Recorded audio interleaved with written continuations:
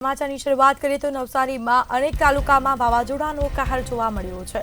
વરસાદી માહોલ જામ્યો છે। ચીખલી સહિત અનેક જગ્યાએ વ્યાપક નુકસાન પણ પહોંચ્યું। ભારે પવન સાથે વરસેલા વરસાદે તારાજી પણ સર્જી છે। સરકારી અનાજના ગોડાઉનની દિવાલ પણ ધરાશાયી થઈ। જે રીતે હવામાન વિભાગે આગાહી કરી હતી તે પગલે કંઈક વરસાદી માહોલ જામ્યો છે તો કંઈક વાવાઝોડું આવ્યું છે। પતરાનો શેડ પણ ભારે પવનમાં ધરાશાયી થયો।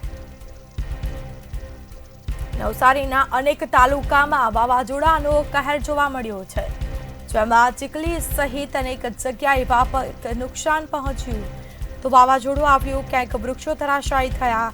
તારાજીના દ્રશ્યો પણ ક્યાંક જોવા મળ્યા। ભારે પવન સાથે વરસેલા વરસાદે તારાજી સર્જી છે। સરકારી અનાજના ગોડાઉનની દિવાલ પણ ધરાશાયી થઈ હતી, જેમાં પતરાનો શેડ પણ ભારે પવનમાં ધરાશાયી થયો।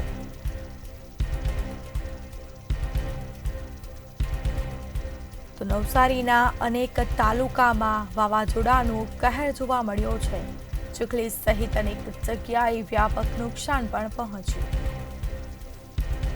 તો ભારે પવન સાથે વરસેલા વરસાદે તારાજી સર્જી હતી।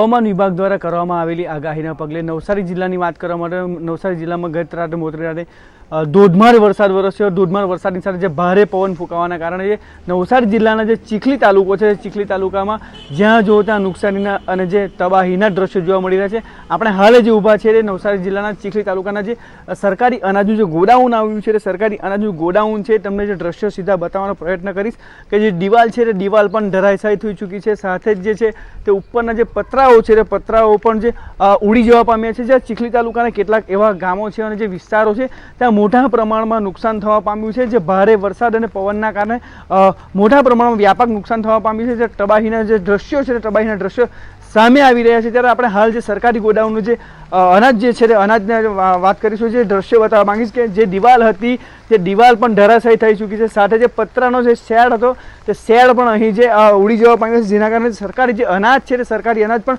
સમગ્ર છે તે ભીનાઈ જવા પામ્યું છે। સાથે જ આપણે અહીંના જે મેનેજર છે, જે સરકારી અનાજ ગોડાઉનના જે મેનેજર, તેમની સાથે વાતચીત કરવાનો પ્રયત્ન કરીશ કે કેટલા પ્રમાણમાં અહીં વ્યાપક નુકસાન થવા પામ્યું છે। જે આપણી સાથે સીધા જોડાયા છે। હજી સરકારી અનાજ ભીનાઈ ગયું છે, કે રીતે વાવાઝોડું હતું અને કેટલું નુકસાન હાલ જોવા મળી રહ્યું છે? હાલનો નુકસાનનો તો કોઈ અંદાજો લગાવી શકાય તેવો નથી, કારણ કે પવન એટલો જો જોરમાં હતો કે કદાચ એનો અંદાજો લગાવી શકાય નથી એવું નથી, એટલે એ થોડું મુશ્કેલ છે। હવે આ બધા આગળની કાર્યવાહી માટે અત્યારે પ્રોસેસ બધું કરીશું અમે, ને જો નુકસાનનો અંદાજો પછી જ લગાવી શકાય છે। જે હતા સરકારી અનાજના ગોડાઉનના જે મેનેજર હતા, જે ચીખલી તાલુકાની સહિતની જે વાત કરવામાં આવે છે, જે મોટા પ્રમાણમાં જે હોર્ડિંગો છે, વૃક્ષો છે, તેમજ જે વીજ તારો છે, તે વીજ લાઇટો છે, તેનો પણ સમગ્ર મોટી પ્રમાણમાં નુકસાન થવા પામ્યું છે। જે વાવાઝોડા સાથે ભારે વરસાદ વરસ્યો હતો ચીખલી તાલુકામાં, જેના કારણે મોટા પ્રમાણમાં લોકોના જે ઘરોના જે છત છે તે છત પણ હાલ છીનવાઈ જવા પામ્યા છે। હાલની જે વાત કરવામાં હાલ પણ જે ધીમી ધારે વરસાદ છે તે વરસાદ વરસી રહ્યો છે। ઋષેન શર્મા, મંતવ્ય ન્યૂઝ, નવસારી।